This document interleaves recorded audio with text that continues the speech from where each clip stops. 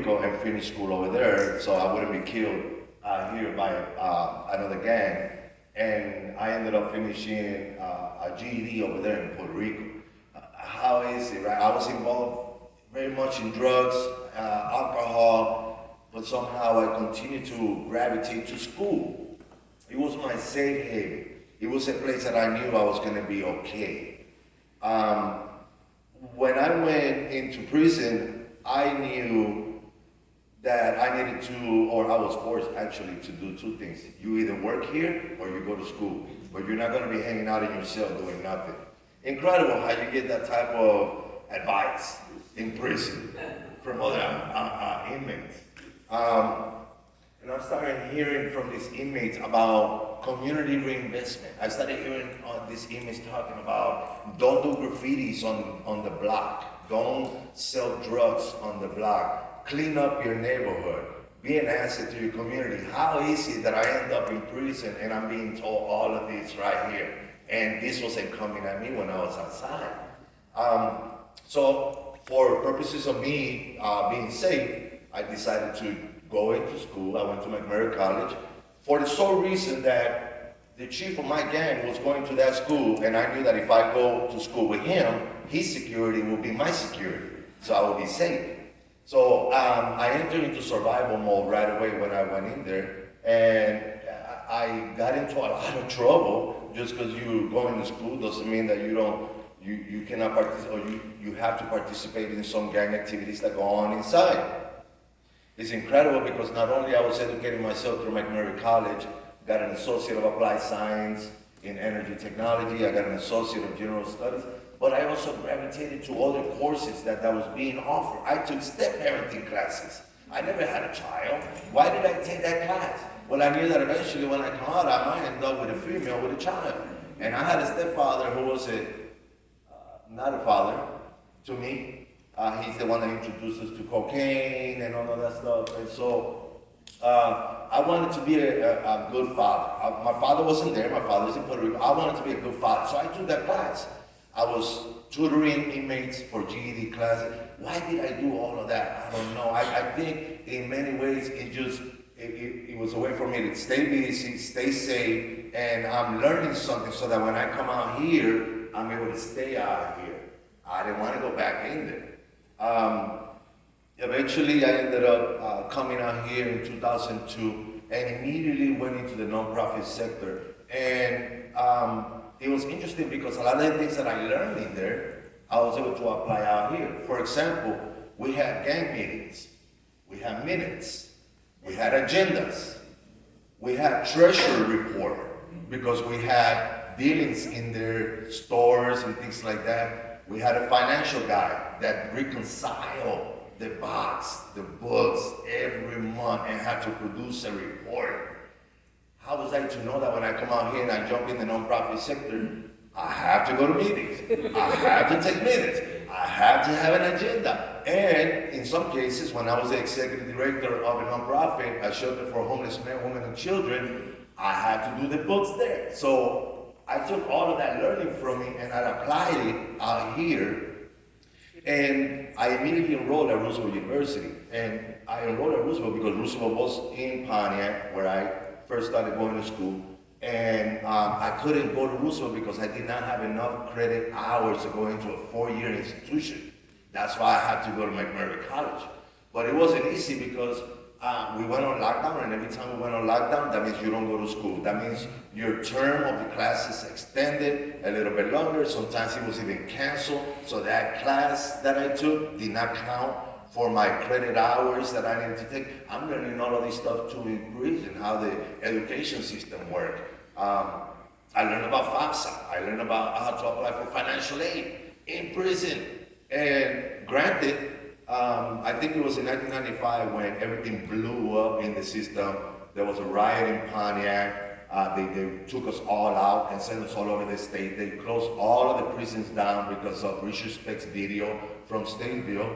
And they started restructuring the whole educational system and the whole prison system throughout the whole state. A guy that was sentenced to 35 years at first to do 17, all of a sudden I'm being transferred to a medium institution. And that was not supposed to happen 6 years into my bid. As soon as I got to the medium institution, I went into school, I got in trouble, I got sent to another joint, I went to school, I got in trouble, I went to another joint, I traveled through the whole state. I've been to Lincoln, Logan, Dixon, Pontiac, Joliet, down south Menard. I ended up in Menard. At one point, I thought my life was over because Menard was a horrible place to be in. It was like a medieval castle. But every time I gravitated to school, every time I gravitated to learning more and more and more and more. So when I got out here and jumped in the nonprofit sector, I really was able to transition real smoothly. But the only reason why I got that job was because my brother worked there. All throughout, it was the support of my family that carried me through. And even after I got out, that's what helped me stay grounded. I moved out of the neighborhood where I was at, where I used to live. I moved far away, went to school, worked, did all that. Had 3 goals: 4, get a job, engage in a career, establish a family, continue my education, and buy a house. And all of that when I had the bracelet, and they still told me what to do, when to do it, how to do it. And so in 3 years, I accomplished all of that. Got my bachelor's in psychology. I had a house in Cicero, had my baby born, got my bachelor's in psychology, and I'm like, well, what's next? Well, there's more, right? So I'm gonna go back and get my master's degree. And I went for my master's degree.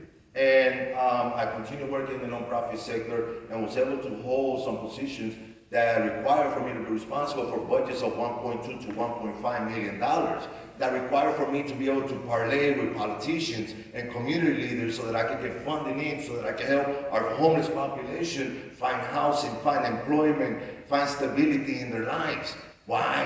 Well, I was homeless at the age of 18, lived in the streets for 3 months before I got locked up.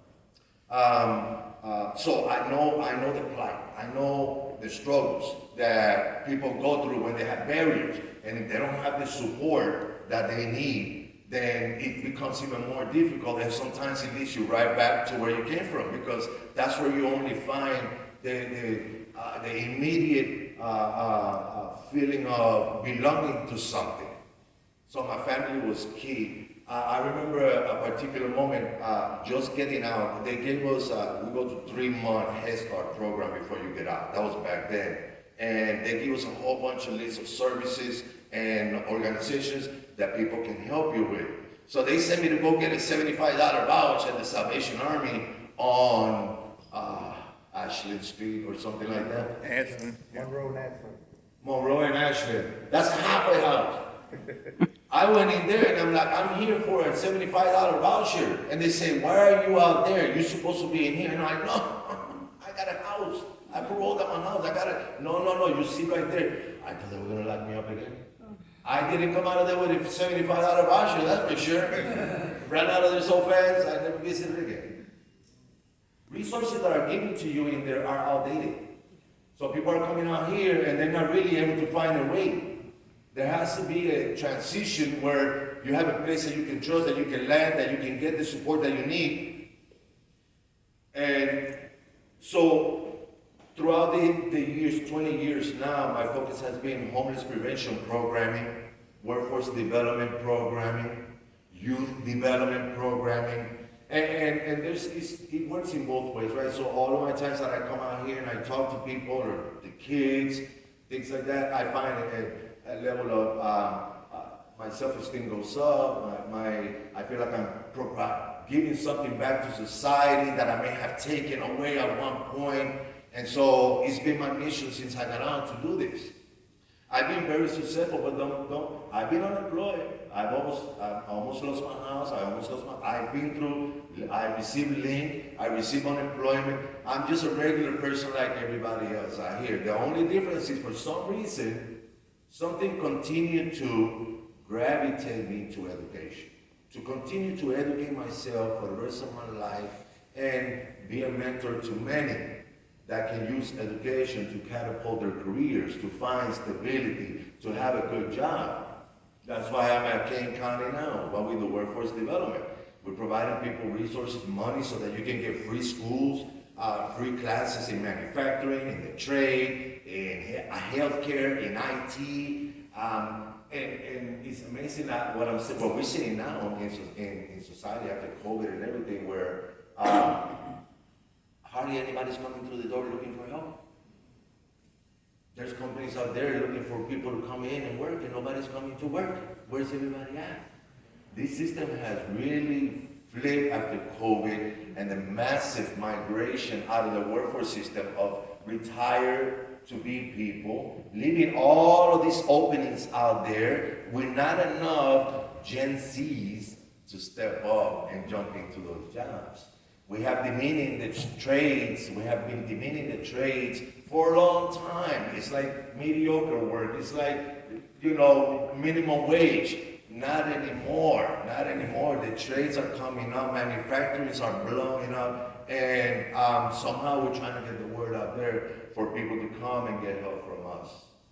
I'm very grateful for people like Flor. Flor has been a colleague and friend of mine for a long time, and I have gone to schools to talk to the kids that she has been serving through other capacities that she was in. And now with this organization, with this group right here, it really resonates with me because they're trying to enhance, provide, implement educational opportunities for people that eventually are going to be coming out here. And I don't think you want an uneducated person living next to you. I think you want somebody that really can use their brains to think and manage and do what they have to do to stay alive out here. It's very important to understand that mentorship is key. I have mentors and I mentor people. My mentors have opened so many doors for me, not only for me knowing, learning, but also from opportunities, door opening to opportunities that has catapulted my life into a higher level of life, of stability, of the standard of what you're supposed to be living in. And I volunteer a lot. Volunteering, everything I do goes on my resume. Volunteering is key because not only shows that you have compassion, that you have something else that you care about other than your 9 to 5, $15, $20 an hour job. You care about the people that live around you. You care about the people that is part of your community. And the house thing, I felt that I needed to buy a house in order for me to integrate into society in a way where I have a voice. Because I am a homeowner, I live in this community, therefore I can say and do what I need to do to make sure that our neighborhoods are better. So that's why buying a house was so important to me. And to be honest with you, if you look at statistics, it shows that there's higher levels of crime in areas where it's mostly renters than in areas where it's mostly homeowners. This is a fact, right? We're fighting a big fight here, and that is to be able to help those that made a bad decision. You're not a bad person, but you can become a bad person if you continue to be in the same environment that you're in. You have to get out of it so that you can rebuild yourself. Up to this day, I'm still reconditioning, unlearning things that doesn't help me at all. Up to this day, I continue to work on myself to make sure that I am doing my best for my family and for society.